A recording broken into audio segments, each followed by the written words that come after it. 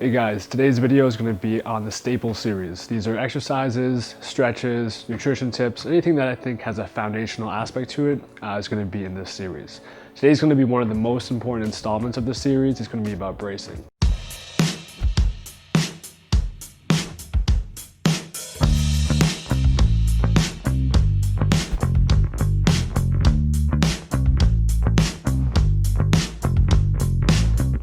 Now, a lot of people aren't even familiar with the topic of bracing.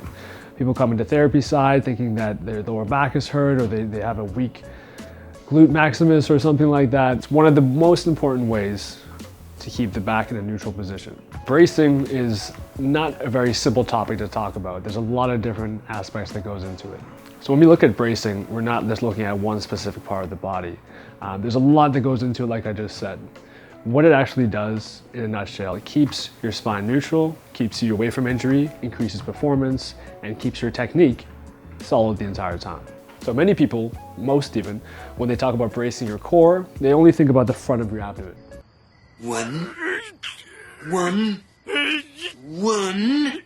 You need to be thinking about all the multiple different types of muscles around this whole region that play a critical role into bracing. Like I said earlier, if one of those are weak or not activated or just off, you are going to have a hard time keeping that brace. Okay guys, so before we talk about breathing and tightening up our abdominals, we need to look at our position of our body.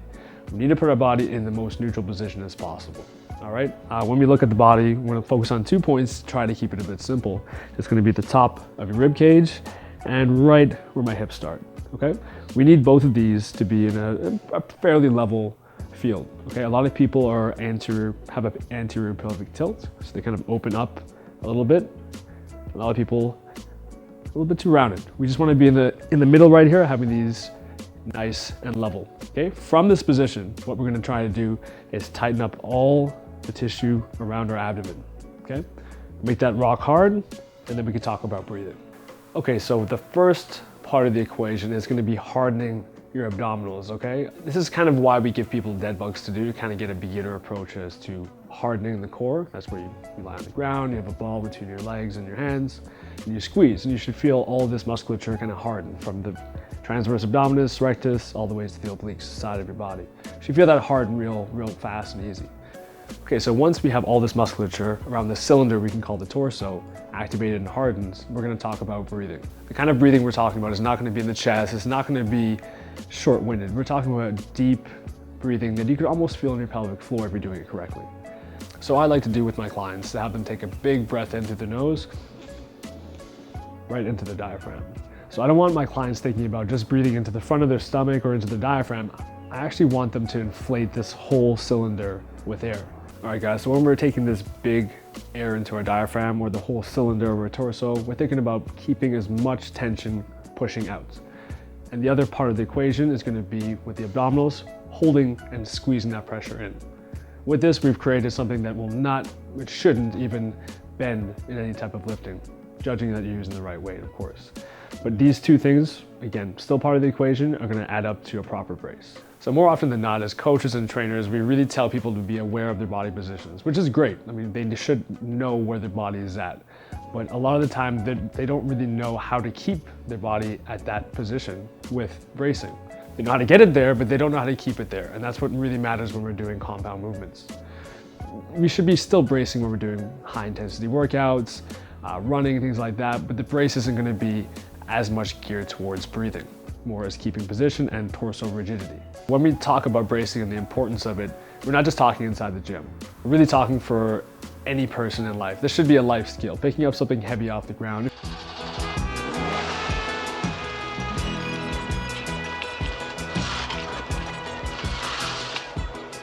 If you're not bracing properly, you're not really reaching your true potential, your true capabilities, and you're opening yourself up for injury. And also you're practicing bad movement patterns by not keeping your body in that position.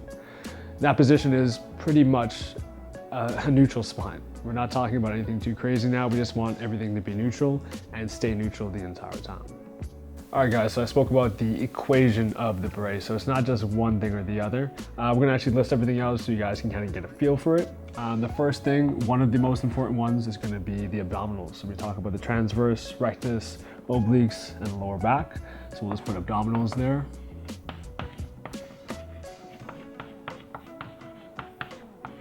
Number two, again, in my opinion, humble opinion, is going to be the second most important. It's going to be your breathing, right? We're talking about deep breathing right into the diaphragm, keeping everything sealed in.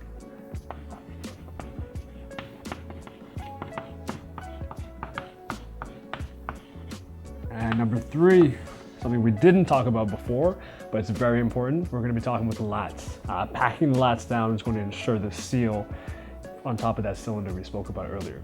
A good cue is to kind of squeeze the armpits and keep everything locked in that way. All right, and the fourth, we're going to talk about hips and glutes. Pretty much this whole region right here. The whole time it should be activated, should be tight, it should be squeezed. These four things, once they're locked in, are going to keep your brace from breaking. Guys, if you lose one of these four things while trying to attempt to make a brace, your brace is pretty much going to suck. It's not going to happen. You'll have some kind of break in energy. You're going to have a real opening for injury. So think about four things when you're trying to accomplish that brace. The cues I gave you guys earlier, and you should see a really good result. All right, guys, so one exercise that can help you with this whole bracing sequence is going to be using a resistance band and putting it on almost like a weightlifting belt, just maybe a little bit higher, okay? So we're going to put this on just under the rib cage. I'm going to tie it nice and tight. Okay, so right now, not having a brace, not having the air, it's pulling me in. So what I want to do is try to breathe in as deep as I can through my nose and expand this band. At the same time, I'm going to be pushing out against it using my abdominals, my obliques, and my lower back, just like so.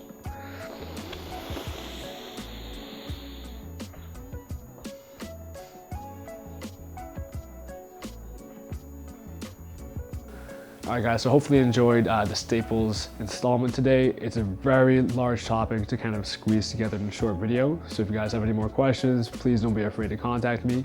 Hopefully you learned something and you can actually use some of the tips involved with today.